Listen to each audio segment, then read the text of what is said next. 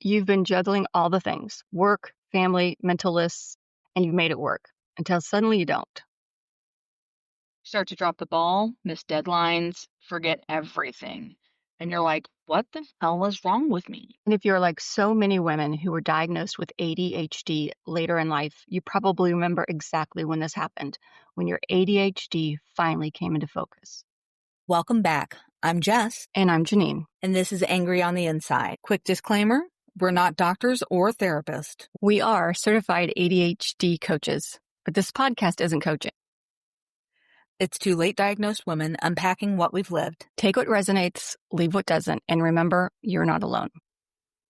Today, we're naming the part no one talks about. The path to the tipping point is a slow burn. This is when cracks sort of start to form in your armor. You're still in a position where you can explain them away. You're holding it together, but it does take a lot more energy than it used to. We start to hear ourselves say, I'll get caught up on my rest or my sleep after I get caught up on everything else. And we'll find ourselves scheduling out that rest 4, 5, 6 weeks ahead of time. We know we're actually never going to get it. And on the outside, you're still looking like everything's okay. On the inside, it's where you really start to feel that fading of ability and your rest doesn't restore itself. This is really the point in your life where you start to feel the fatigue from the years of overfunctioning. Jeannine, when you look back, can you see what led you to the tipping point? Oh, God. Good question. If I think about that slow burn up to my tipping point, I think really started in my 40s when I had been a single mom, had a career, had little kids, and I got remarried and got the opportunity to stay at home with my kids. All those times where I stumbled, I always felt that I could excuse it, right? I'm a single mom. I got a career. I got little kids. Of course, I can feel scattered. So suddenly I had the opportunity to be at home. I'm going to be Martha Stewart. And it didn't go that way.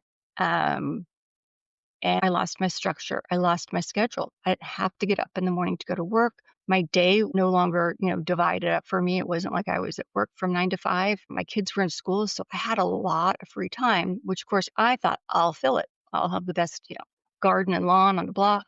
I'll cook gourmet meals every night, and none of that happened. Looking back, I see what led to my tipping point of staying at home. Also didn't know at the time, going through perimenopause, we've learned so much about the impact hormones have on our ADHD symptoms. And then we moved. It was horrible. I was in charge of the move. And shockingly enough, somebody with ADHD is not necessarily good at planning a move. It's too many executive skills you have to use. So it put a huge strain on my marriage. A year later, he asked for a divorce. And it was when I was packing up the house and I was just noticing something. I was really struggling to do it. And I really just remember thinking, something's wrong with my brain. It's not working right. And that was the night I Googled ADHD and then cried for 2 hours because I thought, oh my God, that's me. I had felt like I had for years been keeping things together. I had always felt scattered, but was always able to pull through. I even got people would credit me for like, wow, you can always deliver at the last moment. That's great. It was seen as a plus. And over the years, I couldn't do that anymore. That was when you start getting diagnosed with depression and anxiety and trying to find out all these other things that might be behind this. And lo and behold, it ended up being ADHD. I think, Jess, you've kind of had a similar story. I do. Mine started probably in my 30s was when the real slow burn started. And I would consider the slow burn being the fact that you start to lose that superpower mentality. You go from this level of confidence where you can knock anything out of the park that you need to starting to see those chinks in the armor. So my first big bump was that I quit smoking. Which seems like that would be a positive. Right? You would think that would be a positive, but you can look online and you can find plenty of articles discussing that many people with ADHD actually self-medicate by being smokers. Nicotine, and I'm not saying go out and get nicotine, anybody, but it has been proven that it does work as well or better than many of the stimulants that are prescribed for people with ADHD. And I love to smoke. A lot of people say, oh, I never wanted to do that. That was not me. There's nothing I love better than smoking. It's just one of those things. I'm with you. I smoked in high school for 6 weeks, gave it up. But if I reach like, I don't know, 88, 89, I'm taking up smoking again. Me too. Me too. I even to this day, like since I quit smoking and it's been like over 10 years, I avoid going inside of gas stations because of the cigarettes being there and being behind the counter, which sounds ridiculous to most people, but I just cannot have that Temptation. Yeah, no temptation. I was always the type to say I had a very addictive personality, but a lot of things came into play with that. Well, the only reason I quit smoking was because my husband had pneumonia and he stopped smoking cigars and he thought that the smell was disgusting after he no longer smokes. That's literally the only reason at that time why I quit. And that was a stem for me that I didn't realize. That was very much a safety blanket and it regulated my brain. To lose all of that all at once was a lot. And I was instantly mean. We talk about angry on the inside. Without that nicotine, I was like angry mean. After that, some other things just sort of combined. When the kids were older in high school, starting to have their own lives, there was no reason for me to get up in the morning to make sure everybody was out the door and that everybody had their lunch. That was a structure I didn't realize that I needed. I didn't realize I needed that reason to get up in the morning. It used to be the cigarette first thing in the morning, and that got me out of bed. And then I could depend on the kids being there, and then that got me out of bed. But once those things were gone, even with having a job, it started to become very hard to get up. There was no dopamine with it. There wasn't anything exciting about it. And you could say, oh, well, there was a paycheck, but it just, for some reason, that wasn't what was triggering me. I was always a person who was 10 minutes early and started becoming a person that got to work exactly on time, 5-10 minutes late, that type of thing, which is not something I had ever done. It was a change in my own behavior because we all have different types of ADHD. But for me, that was mine because I would get so freaked out by the possibility of being late. And that was like a huge shift for me. The paycheck is, again, remember ADHD brains, they're not reward based. So to me, it wasn't enough. I would totally agree. It's not the reward. And we tend to think in the now rather than the future. There's nothing to get excited about. I literally just the dopamine was no longer available to my brain. And there was just no reason to do anything. And that's also perimenopause, right in that age range. As you were saying, Jeannine, we are starting to learn so much more about, and they're finally starting to pay attention to. But at that time, everybody just shrugged their shoulders, and without a diagnosis, without even understanding of the possibility of it being ADHD, right?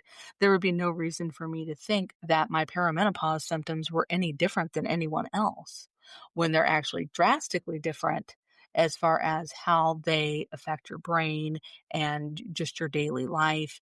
I was crying at the drop of a hat. I couldn't understand why, and it was because my nervous system was slowly starting to give out. That slow burn was just moving across my entire life. It can get out of hand really fast.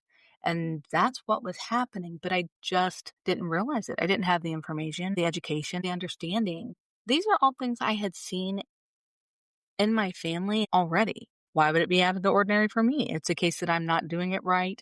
Those are cycles I just didn't recognize. I think a good point about how different we can be with our ADHD symptoms when we start comparing our ADHD to somebody else's. That's when we can start to feel like, well, maybe I don't have it because I don't have it the way they have it. It's even worse when you become a stay-at-home mom and you realize it's not what you actually want. That is a whole nother layer of guilt. And then you're not doing it right. And you're a woman. These are things that are just supposed to come naturally to you. And you start to look around and everybody seems like they've got all their shit together and all of your stuff is burning to the ground. And it's just so hard. And it's makes you so sad. There's nothing wrong with not being able to do that. I was a stay-at-home mom when my kids were very young. I was a horrible homemaker. I did a terrible job keeping my house clean. I was able to keep my kids together, but the house I could have given a shit less about. And I would see all of these mothers doing all these things, and it was like I couldn't even have my freaking phone bill paid on time, let alone be doing all these other things. So I can only imagine how hard it was with you coming home and how impactful that was. It was demoralizing because I had an excuse, right? And I think when I did mess up, people would always kind of say the same thing of like, well, you've got so much going on. Of course forget this or not do that. And the energy to try to cover it up was exhausting because I had no excuse anymore to do things at the last minute, right? I had my days free. First off, I'd forget to do things. It's really hard to have your husband come home and he asks you if you could make a call or pick something up during the day. And you didn't get your act together until 4:30, and it's not done by 5:30 when he comes home. And so you make up some excuse, which starts to wear thin after a while. When he looks at you and he's like, negotiated a multi-million-dollar deal today. And I'm like, I forgot to pick up the dry cleaning. So it takes your toll on everyone. But I just remember being really exhausted too and so embarrassed. It was tough times. Our lives are so difficult, and we don't have an explanation as to why when we're late diagnosed. I think it's called the end story, maybe. But basically it's, well, if this happens or when this happens, everything's going to be okay. You're struggling to stay on task with your home stuff and the kids, and you think, if I could be home, if I had enough money and I could be home, everything would be okay. And then we reach that point and it's not. Like you said, it's demoralizing, it's a letdown, it's so upsetting because things were so shitty for so long. We held on to that thinking that we could reach that goal. I just have to get here and everything's going to be okay. And then you get there and it's not okay. And a lot of times we'll make the next step, right? Okay, well, I'm here, but it's me. I just have to do this and then it's going to be okay. That is also part of the slow burn process. We keep working towards unrealistic standards for ourselves. And what that does is burns out our autonomic nervous system and causes damage to our brains and our bodies. Yeah. Yeah. There's always something that you just need one thing to happen, or for you to do this one thing and everything is going to get better as you're, starting to, that's what I'm looking for, go towards that tipping point of even the stuff that was working was not working anymore. So you get farther and farther away from that one thing that's going to make everything work and everything's going to be okay. And it just gets worse and worse. It takes more energy to cover it up. I think for me, that was a lot of it was just trying to cover up and feeling like you're an adult, right? Like, seriously, you can't call the doctor. How hard is that? Yeah. Why does it take you a whole week to get yourself to do that? If you don't understand why that's happening for you, you get defensive. And I think it's even harder than for someone else to look at you and think, seriously, you can't just do that one thing and it has an answer. So I think that's when it starts to get personal. That's when it has to be, well, it has to be. There's no other answer except it's me. I'm the problem, right? It's funny because, stuck feeling like a failure because he's coming home. Oh, I made a multi-million-dollar deal today. And we're doing that comparison thing. But in the position that you were in, coming home, you weren't going to be able to, there's no way you can compare to that story. Not at the level you think that you should. Not only do you feel like a failure at home because you're not getting these, whatever you might consider basic tasks done, then you're also not available for opportunities like in job positions where you feel like you're getting those wins that you used to have, those wins that you used to get, those thank God this person is here because they did it. And it's just such a dopamine letdown. It's just a letdown as a whole. But those things that you feel like, well, I just can't do. Well, neither can he. You don't have the capacity to do it, but they get to delegate. You're not in a position to delegate because they are paying for everything and you're thinking they are the ones that are using all of their energy. But in a lot of ways, I think we've found as an ADHD population, working in many ways is enjoyable if you can get the right combination of things, especially for men. Women, I understand not as much because again, even at work, we take on more executive function. Then we come home and we try to match that energy there too. It's funny you say that about the things that they don't want to do because he didn't have to do any of those things even at work because he had an assistant. That's another story. I know that is another story for another day, but it is a valid one. And I don't think screaming at somebody and telling them they're an idiot or how do they get up in the morning? Like, how do you survive every day? You can't do anything. It's not a good way to talk. So, No. but again, we talked about the relationships we get into as ADHD women. Relationships we get ourselves into and the way we allow people to speak to us. You don't have a defense. You almost feel like you're right. don't. I can't tell you why. I have no explanation, no reason. I actually agree with everything you're, pretty much saying, or at least I'm feeling it inside for myself. Right. But again, it's not the way adults are supposed to talk. No, it's not. So before everything falls apart, it just starts to quietly unravel. It really does. And it sucks. You can see how it all came apart when you're on the back end of it. But in the moment, all you're trying to do is just hold on to all those threads and keep it together. What's so exhausting is most women have probably talked to their doctors about, I'm feeling overwhelmed or I'm feeling scattered or what have you. And probably good chance they got diagnosed with depression or anxiety. Maybe they started seeing a therapist. Now, with all of that help, you're trying to figure out what the problem is.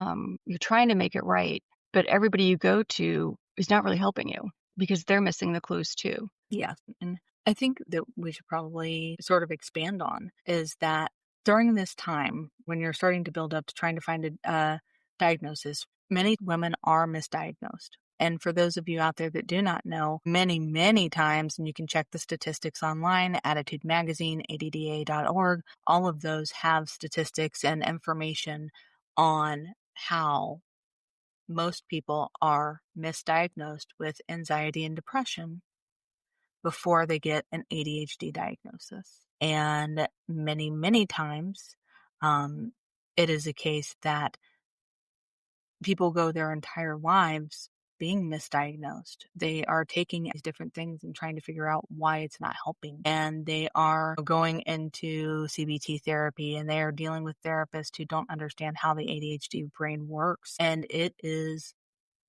so truly awful, but especially for women.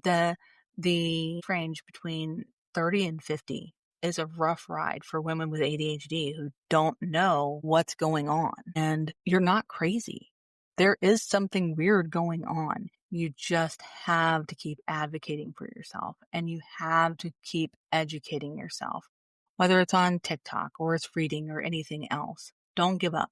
If you feel like something is off, if you feel like something is wrong, don't give up.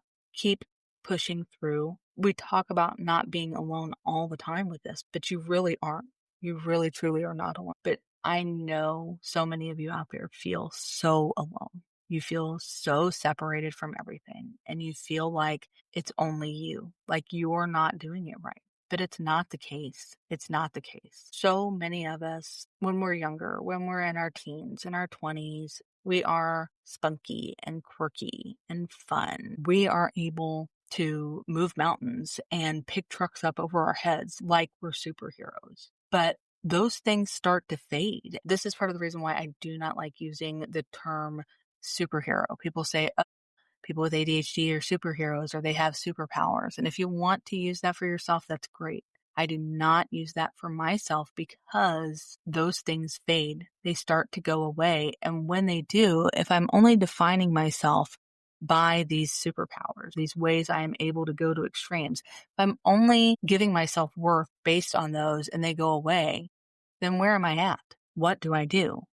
Because there is a lot more to ADHD. It changes and it evolves as you get older and as a woman, and very much because of the way our hormones work. And it can be a terrifying experience, especially when you do not know what's going on. Yeah, like about 75% of women who are late diagnosed have been diagnosed with anxiety, depression, even bipolar, mood disorders, so many different things. You go to therapy. For years, literally, I went to therapy for years. Loved my therapist, but looking back, he didn't help me out Mm-hmm. because it wasn't addressing the problem. And again, I think it just continues to add to that shame. My gosh, I'm even getting the help, quote unquote, help that I need. Yes. And that's the huge problem. I'm getting the help I'm supposed to get. I'm doing the work. Right, right. So once again, all comes back to me. I'm doing what I'm supposed to do. I'm following the doctor's orders, doing what my therapist is recommending, and still not getting anywhere. For me, that loneliness, it's like a dirty secret. Like during that slow burn, there were times where I could just hit it out of the park, and everyone would tell me how great I was. But I also knew what went into it. I knew that I had another couple over for dinner. Well, I haven't slept for 48 hours because I was trying to make them perfect. That was part of the problem, but a lot of other things. And just don't talk to you. It's just things you don't feel that you can share. The only explanation you can come up with is you're the problem. In the back of your mind, you're thinking, I can't share my true feelings because they would think I was crazy. That's one of those things that keeps us all so separated. That's why we feel so alone, because we are standing inside of ourselves and we are scared to be honest. We are scared to actually be forthright because we've tried.